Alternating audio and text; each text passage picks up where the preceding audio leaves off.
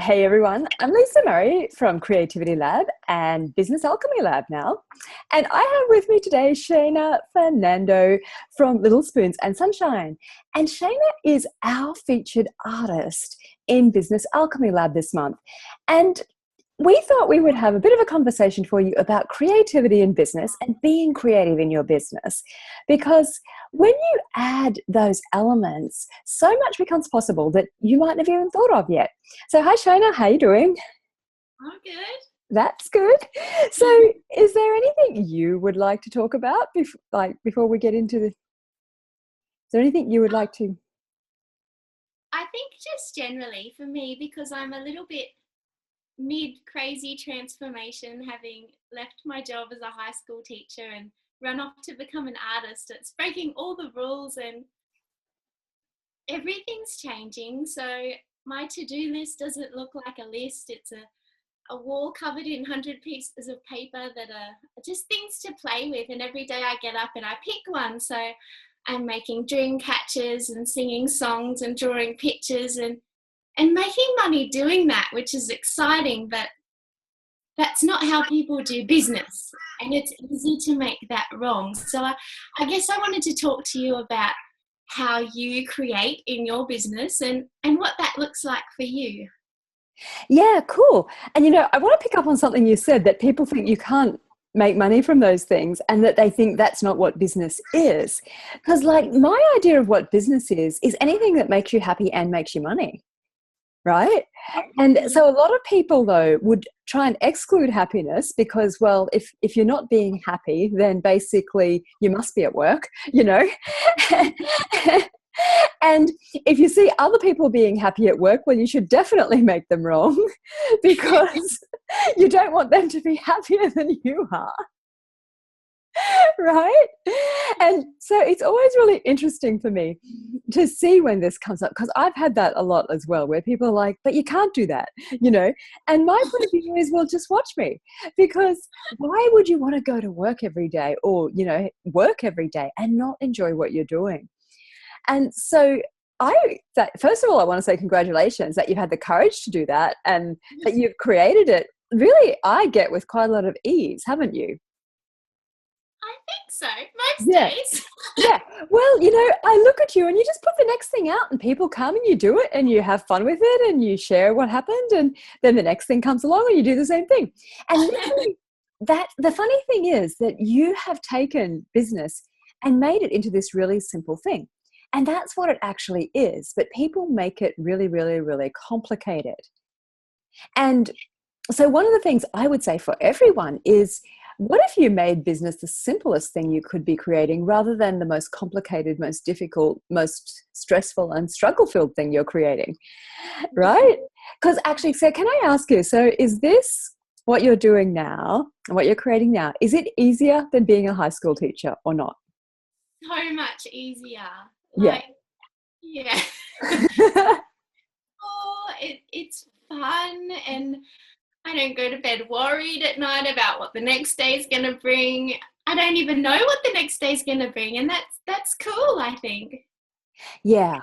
And that's a cool thing as well, because literally if you go into your business thinking, well, you don't know what tomorrow is going to bring, but what are the possibilities, then it creates business as an adventure rather than business as a to-do list. And I love that you've got, post-it notes or whatever all over your wall. And I mean, I don't put them on my wall, but I've got stuff everywhere as well. And it's literally like, yeah, what would I like to create today?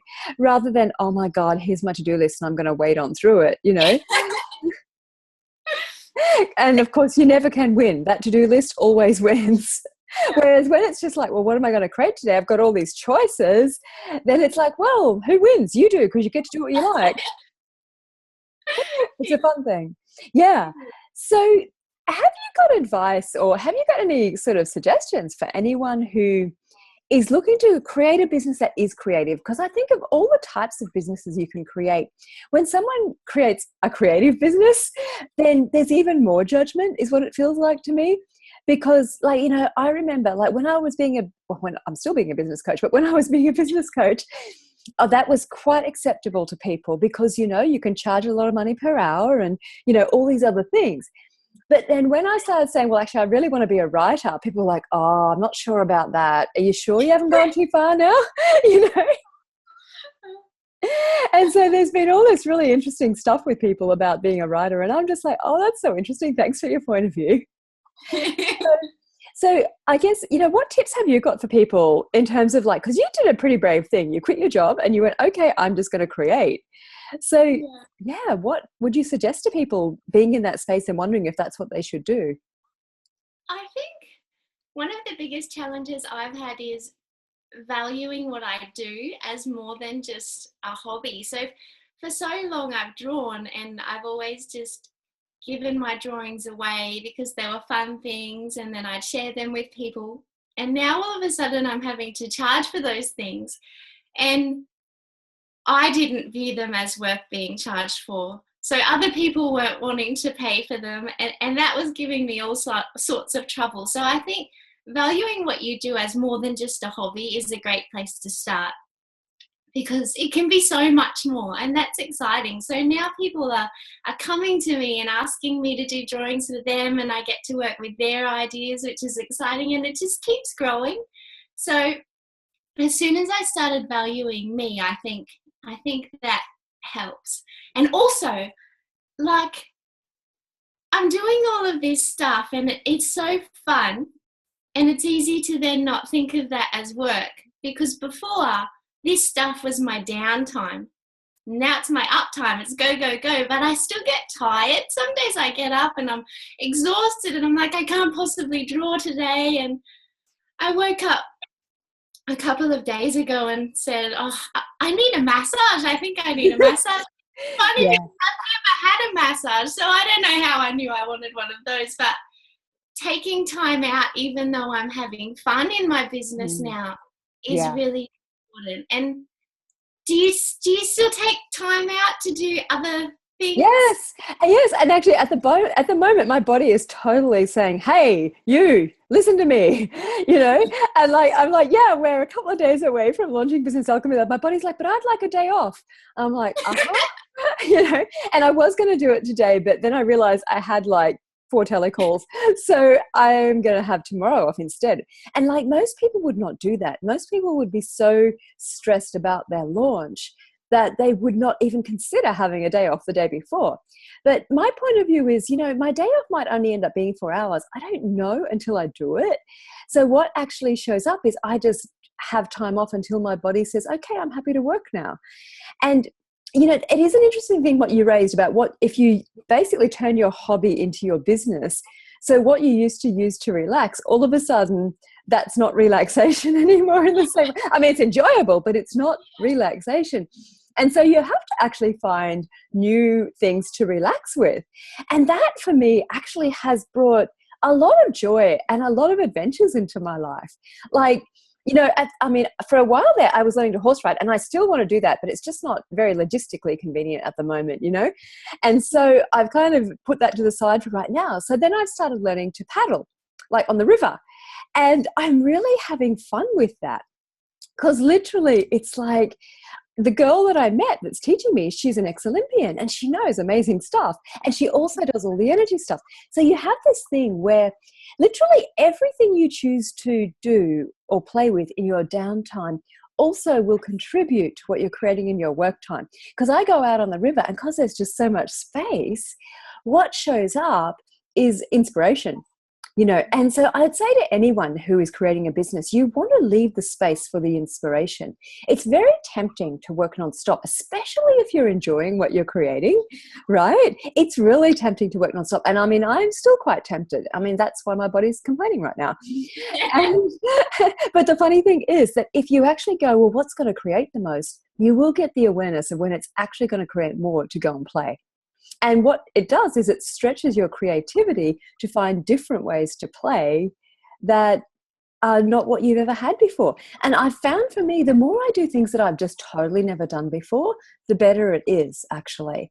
Because it's still like that challenge in there of learning something new, Yeah. Yeah. Cool. So, so you do really beautiful artwork. right? And everyone who's in Business Alchemy Lab, you're going to get to see it as part of the anthology that we're putting together about transforming your work into play, because we're going to make it very pretty for you, which is really fun. And Shayna has very generously been contributing to that. So, yeah.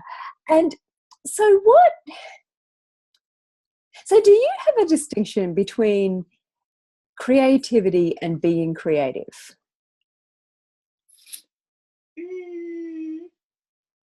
I think so. So for me, being creative is when I'm making art or music or that kind of thing. But creativity, I just see as doing things differently, Yeah. my way. Yeah. So, and that's not always being creative. Like I think I do everything a little bit differently and a little bit my way. And I think that's creativity to me. So not always creative, but generally speaking, it Yeah. comes out. Yeah. So have you been creative as in the creativity? I've just realized I worded it really badly. It's quite a subtle distinction. Have you, so the doing things differently side of it, let's talk about that. So have you done that in your business, in the way you've created your business? I have. Yeah. So Very. do you want to tell us about any of that? So my business is kind of a little bit of everything for starters, and I that's different. So I'm an artist and illustrator and a graphic designer and all that kind of stuff. And then I'm also a bars practitioner, which I kind of lumped in there because for me, it's all about being kind to yourself and appreciating the little things. So I think it's okay that it's all part of the same thing, even though people get confused. That's a little bit different, but I'm okay with that. And particularly with being a bars practitioner, I think I do that very differently, or differently to most people around me. So I could hire out a space and run bars in a room and have people come to me, but I figured out early on that that doesn't really work for me, and I love running bars outside. So I started having a bit of an adventure with it. So I had bars in the park, at the swamp actually, and it was so fun. So, and people were keen, they came along, and I love to bake. So I made that part of my adventure, and I cooked lots of food and I made them up little snack bags, and we just spent a day sitting in the park with the animals at the water, and it took off. So there was nobody else doing it like that. Everybody loved it. I loved it. It was fun, and I think it just helped it to grow. So then I did bars under the stars, and it was so windy and freezing, but it was still so much fun. And now I've done bars at the beach, and I'm still baking. I put on my apron and I dance around the kitchen, and the whole day before is so much fun. And yeah, I think that's probably the biggest place I notice myself stepping out and doing things differently and my way, just because it's fun. Yeah, cool. I really love that, and I love that you're just so willing to talk about it, because most people would be like half hiding that they do it different and half wishing people would notice that they do it different. And you're just like, hi, here I am, try this, and I think that's a really amazing thing. And I think if you're going to play with your business and you're going to actually do things different, you can't half hide it. You've literally got to be out there and say, hey, this thing's different. If you like different, come and play with me. If you don't like different, maybe this isn't the place for you. And for me, it's actually become more joyful to say that, because I've realized that when you get someone who doesn't like different, but they're trying to pretend they like different, it's really not much fun for anyone. And so that thing of doing things different, it's like, even when I had a job, I never did things in the way everyone else did. Like my first job, and I talked about this in the interview with Annie Gelfand, actually, that I was just a little upstart. I was always saying, well, I don't like it that way, I want to do it this way. But the thing is that like I won heaps of industry awards and all sorts of things and got good pay rises because I was willing to say, I don't think that's great, let's do something different. you know. And so the thing is, if you're always trying to fit in, and I love, so just for everyone who's watching, Shayna wrote to me and she goes, can I wear the flowers in my hair? I'm like, well, is that you? And she's like, yes. I'm like, well, I'd wear them then, right? Because like we have all these points of view about how you dress for business and, all these rules. And it's kind of like, well, who made those rules? And what have they got to do with anything? And why wouldn't you just do what makes you happy? So like part of the invitation of Business Alchemy Lab is literally like, what difference are you willing to embrace? And what are the things that you would actually love to do in your business, but you won't do because you don't see anyone else doing them? And, because it's one of the really cool things, Shayna, with you didn't worry that you didn't see anyone else doing those things. You were just like, okay, this is what I'm doing. Here you go. And I do that too. And it's a really fun thing to do. And you will notice that if you start doing that, people will start copying you, and then you won't feel alone, And it's one of those really funny things because like people won't do it because they won't fit in. But then the moment they do something and people copy them, then they get really annoyed. It's like, well, what if it doesn't even matter? Yeah. So, yeah. Cool. So what else would you like to talk about? Have you got other things? Just about that. Like I don't wear shoes either. I like to go barefoot, which is funny because people look at you and they think you're a hobo or something, but I just went with it anyway because the ground's so cold on my feet and it feels nice. But my husband, he was like, oh, you're not wearing shoes, you've got bells on your feet, people are going to look at them. And I was like, oh, well. And now he doesn't wear shoes either. See, you're bringing people over to the dark side. And there is, when you do that, there is such a connection with the earth, right? Yeah. And that creates a whole lot of other things. And actually what that makes me want to think about now is like, and this is my autistic brain just going all over the place, but it's literally like, so much of the time we don't include the earth in our creation of business. We're so awesome at just going, well, business is business and it's in an office, and the earth is what I do on the weekends if I'm lucky, And it's like, what if you just included it? Like, even when I was in corporate, I used to have walking meetings. There was a park not far from my office because I had so many meetings in a day and I would just feel like I was going to die if I had them all in my office. So I would literally, for the people that I liked, I would take a walking meeting and we would literally walk around the park as our meeting. And it was awesome, because you got outside, you got the sense of the earth and the trees and all those things. And all of that is a contribution to what you're creating. Like literally everything talks to us, like the trees, the animals, the birds, everything talks to us and everything whispers to us if we're willing to listen. And, whenever I'm stuck in my business, the one thing I do is I go outside. Yeah. Because it always gives me something. I'll never forget the time I was going to make a video and my body wanted to go outside and I'm like, but no, I want to make the video. It's only going to take 5 minutes. And like an hour later, I'm still there. And I'm usually a one-take wonder, right? And I'm still there. And it was not working. It was dreadful. And I was like, well, this isn't working. I guess I'll go outside. Anyway, I go outside. I was outside for less than 5 minutes. I get the exact idea I need to make the video work. I go back inside. I do the video in 5 minutes.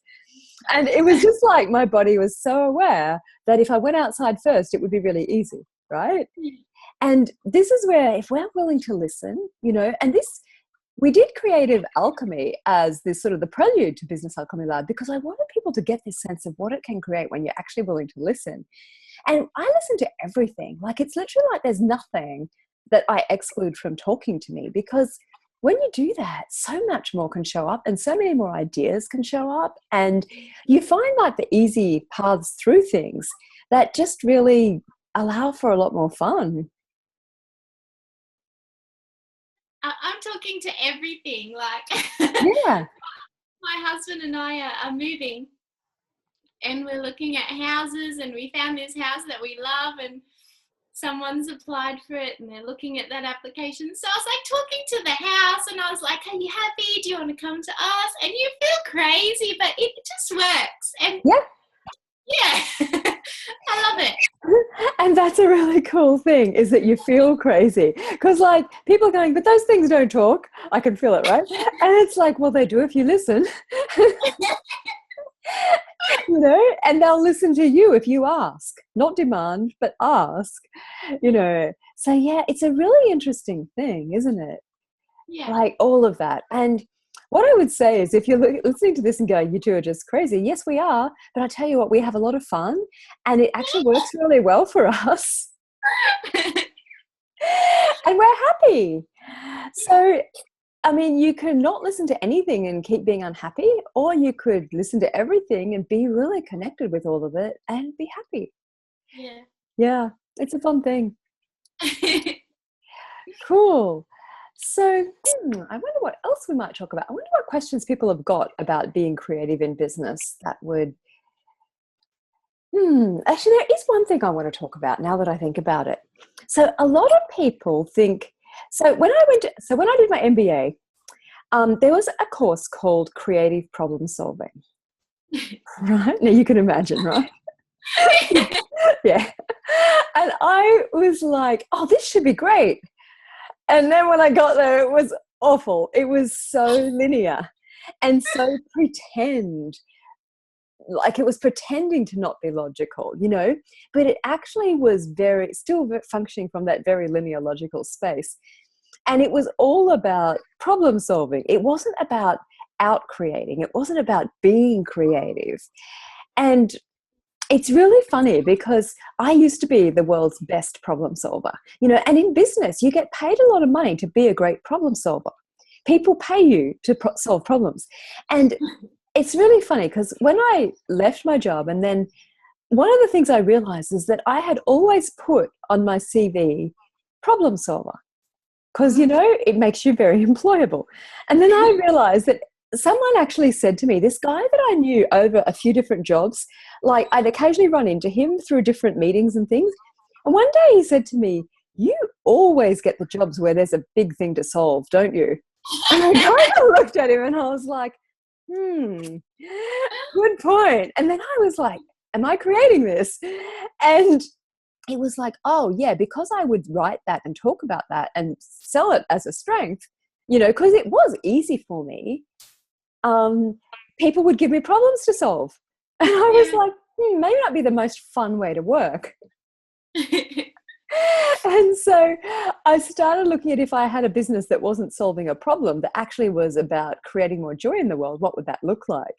And that's really been the evolution of, you know, my business coaching, of Creativity Lab, and now Business Alchemy Lab, where it's literally looking at this thing of, wow, if I wasn't solving a problem, what would I be creating?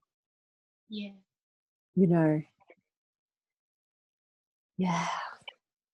I think also because my business is now creating, which is fun and easy, like I do. It's so easy to take on everything because I know that it's easy for me. So I have all of these people and they're like, can you do this? Can you do this? And I'm like, yeah, I can. And you're going to pay me. So I say yes to everything. And then all of a sudden I'm doing everybody's jobs. And I think keeping in mind that even though it's easy, it's still got to work for me. And it gives me space to pick the things that are popping for me and are fun. So I'm creating so much and I get to choose now, which is even more exciting. I don't have to solve everybody's problems or do everybody's drawings. I can just pick what's going to contribute the most, which is big. Yeah, it is. It totally is. So there's one thing I would like to ask you about, because I know a lot of people will be wondering this. So you basically quit your job and almost instantly set up a fairly successful business, right? Yeah. Yes, you did. I know you did. Yeah. And so what do you attribute that to? What created that, I'm going to say success in inverted commas, because people judge success in all sorts of different ways. Yeah, I'm really curious about that. What do you think are the things that made it work for you so quickly? Well, for a while I've just been saying I got lucky. Oh yeah, is that true? No. I'm creating doing all of this stuff and it is working, and it worked pretty much straight away, which is huge. Yeah. And I think the biggest thing was that I wasn't pretending anymore, and I stopped hiding things. So when I learnt to draw, I taught myself to draw realistically from photos and trying to get as close as I could to that. And I loved it. That was what I did. And then a lecturer at university told me that was too traditional and boring, and I stopped, and I didn't draw for years. Wow. And when I started this business and left my job, I realized I hadn't drawn for me for so long. I'd been helping the kids with their ideas and helping them bring those together into exciting things, but I hadn't drawn for me, and I hadn't worked with my own ideas. So all of a sudden, I wasn't hiding anymore. I started drawing again. It was coming. People loved it.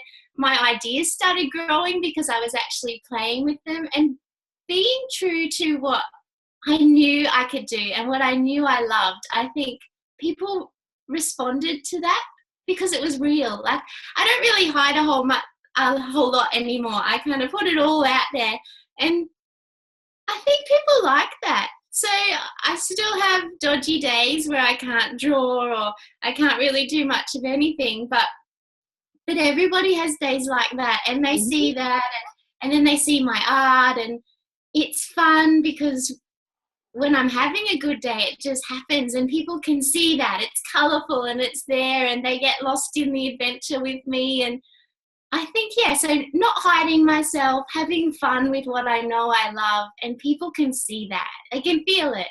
Yeah. So the thing of being true to you, and not trying to be something that you're not. Like, because what I see is a lot of people thinking they have to be something, and they work really hard towards having to be whatever X is, and it's not who they are. And so they're trying really hard to be something that they're not, and then they're wondering why it's not working, and it's not working, and it's not working. It's, well, because you're not being who you are. So do you have any tips for people maybe on how to know who you are and what's true for you? I think so. Well, that was me being a teacher. Like, I became a teacher because I was sure that yes, I love to draw. That was who I was. I knew that, but I was sure that I couldn't do that as a job. Like, I had to have a career. I had to go to university. So then I was like, I'll become a teacher. Like, that's what you have to do. So that's why I became a teacher. And there were bits that I loved about it. Like, I love working with kids and playing with other people's ideas, but it wasn't who I was, and it took a while, 5 years, to realize that wasn't going to be fun for me. And then I think being true to you, the hardest thing, it's so easy to be true to you. Like, you pick what you want to do and you just go for it, but it's not easy because nobody else is excited about that, or some people are, but not everybody. Like, I went to the bank the other day, and the lady, I was getting FPOS, and it was all very exciting. And the lady was like, so are you still teaching? And I was like, no, actually, I resigned earlier this month. And she was like, really? But you've got all these big uni fees, and what a waste of all that time. And I was like, I was so worried. And I thought, if I made this big mistake, and not everybody is going to be excited. And they're going to look, because they're doing jobs that aren't making them happy, and they're not choosing to be them and to acknowledge what's fun for them. But I think if you can do what's fun for you, despite that judgment, I think that's the hardest thing. Otherwise, you know who you are, you know what you love. If you can get up and do that, regardless of what everybody else is going to say, I think being true to you is actually pretty easy. Yeah, I think you're right. And it's so funny because I can hear like all the people's questions in my head as you're talking. And so there's a couple of things you said in there which are really cool. One is that it's easy. And I know for me, every time I've chosen to do something that's easy for me, it just flows, it just comes, and it's only so easy, and things that make you happy. And one of the interesting things for me to see is that I've had people go, but I'm doing what's easy for me and it's fun for me and no one's coming and I've got no clients.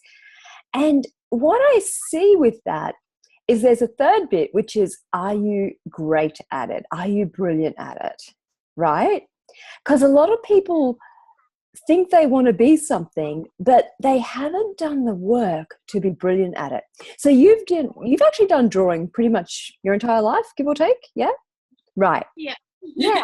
Yeah. I have done writing pretty much my entire life. I was always being willing to, and it's funny with facilitation, like I've always listened to people because I was extremely shy. I always was the listener. So that was a skill that I built very intensely for when I started facilitating people to change things. And so it's literally, and I was acutely aware of things, like I would be so present with things, even though I wasn't necessarily having an outlet for it in those earlier years. I always knew what was going on with all the different people. And so there is this thing where if you want to be brilliant or you want to actually do well and be successful with something, being brilliant at it helps a lot. And what I'm going to say about that is, what if you would be creative? Like, because people have this sort of point of view, well, I'm not going to do it unless someone's paying me. But like when I look at it, I learned to listen over years and years and years and years and years. I learned to match words to the energy over years and years and years and years and years. And most of that time I wasn't getting paid, for that. I was getting paid for other things, but I wasn't getting paid for that. And literally my idea of this is if like whenever I want to learn something, like I knew, for example, that I wanted to learn to paddle. And I had kept asking the universe, okay, what's it going to take for me to go out on that river with someone who knows what they're doing? Because I didn't really want to just randomly go out by myself. I didn't really know enough about how it all works, right? And literally I was going for a walk along a national park track and this girl calls out my name. And I'm like, hi. And I mean, I've got a memory like a sieve. I hardly ever remember people's names and stuff. I'm terrible. And so I'm like, hi. And then she was really cool. She told me who she was. And I'm like, oh, thank you for telling me. That's really nice. And we started talking. Now, that was a day when I did not feel like talking. I'd literally gone out there to be by myself and walk. And yeah, it was very light to say, yeah, let's walk back together. And as we talked, I realized what the lightness was. It was literally this thing of, oh, this thing I've been asking to learn, she's the person who can teach me. And so I'm never going to go to Olympic standards. Let's be realistic about this. But I'd like to get good enough that I can take myself out on little adventures all around the river, because apparently there's really awesome places to go. And it's kind of like, if you're willing to get good at something and practice it and be creative in and how you can practice it, right? Like, so even when you were teaching, were you creative in how you got to do some drawing as well? Yeah, I was. And yeah. Even teaching, like I was teaching, but I was also talking and getting to know the kids. And I think I would do that so much more than everything else. And all of that I find is now translating into my business, which is fun. Yeah. Yeah. So the willingness to connect with people. Yeah. It makes a big difference, right? Yeah. Cool. All right. Do you think there's anything else we want to talk about today that would be an invitation for people to have more play in their work? I think we're good. Yeah, actually, there is one thing. So I just realized, so a lot of people won't be playful in their work because they think they're not good at the playful aspects. So like, for example, if I went, well, I'm a bad drawer, which I am, right? I'm not really that good at drawing. In fact, terrible, right? But if I went, well, I'm a bad drawer, so I'll never do anything artistic, all the paintings that you can see there on the wall behind me would not exist, right? Mm-hmm. And so it's literally like, one thing I know is if you're curious about something and you would like to try it, there will be a way forward for you to be able to have some way that you can be good at it. And it might not be the obvious way, right? But there will be a way for you to actually take your sets of skills and talents and abilities and turn it into something that sort of fulfills that desire, I guess. Yeah. Yeah. Did you see that with the kids? I'm curious now, actually. So because we'd have to cover so many things. We'd do drawing, we'd do sculpture, and I'm terrible at clay. Like, I just can't. It doesn't happen. And we'd do a unit, and the kids would be like, I can't paint or I can't do clay. And I think getting them to realize that you don't have to be perfect at every part. You can play with that part and find the part that's good for you, that pops for you. And that's kind of where the magic is. And with other things. So I like to sing. I'm dreaming of busking one day. We'll see. But I couldn't play the guitar, and I really wanted to play the guitar. I had a big normal person's guitar, and my fingers are too small. I was trying and trying. I couldn't reach. I was so determined, and then what would it take to make that happen? I sold an artwork out of the blue. Then I found this guitar that's Shayna size. It's smaller, my fingers, and all of a sudden I'm going to learn to do that, which is something I've always wanted to do. So I could have easily stopped and thought, oh, my fingers aren't big enough, I'm never going to play the guitar. But then things pop up if you keep with it. So yeah, they do. They absolutely do. Because I wasn't coordinated. So I never thought I would be able to learn to ride a horse or to do paddling or anything because I was so uncoordinated. But bit by bit, I've learned different body work, and I've had people adjust my body in different ways. And I've got a lot more coordination than I used to have as a kid. So, yeah. And so I guess the thing I don't know. I almost want to ask you to sing now that you've mentioned singing. It's so funny. But like the thing maybe we'll leave people with for today's interview is like, if there's something you would like to be able to do in your business or in your life for that matter, what if you would just ask, well, what's the way forward for me? Because what I know is no matter what it is and how impossible I thought it was that I could learn these things, somehow I always get to where I'm going. And it's not a logical linear path. It's this whole thing of like, you can call it serendipity, or you can just acknowledge that you created it. These little serendipitous paths that, by asking this question, by meeting that person, and by doing this, all of a sudden this happens, So there's always magic available if you're willing to have it, is what I would say. Cool. So do you want to sing for us or not really? No. That's all right. I didn't expect you to. I just thought I'd ask. Next time. Ooh. So if people join the lab, will you sing for them inside the lab? Yes. Right. Okay. So that's a cool thing. And just so that you know, she's an awesome singer. I've heard her sing. It's awesome. Yeah, cool. Well, thank you for coming to play, Miss Shayna. And if you'd like to know more about Business Alchemy Lab, you can go to www.businessalchemylab.com. Very simple. And we start on the 1st of May. And of course, yes, you can join anytime because it is a monthly membership. But what I am going to say is there's going to be special extra things for the founding members who were there from the beginning that other people probably won't get. Well, definitely won't get, actually. So I like to have surprises for people. It makes me happy. Yeah. Yeah. So if you want to come and have an adventure in business, it's going to be very different, actually, maybe to what you've ever had before. And actually to have a whole lot of fun and playfulness in your business rather than making it really serious and all about what you can't do, then do come play with us because we will be having fun with or without you. Okay. See you later.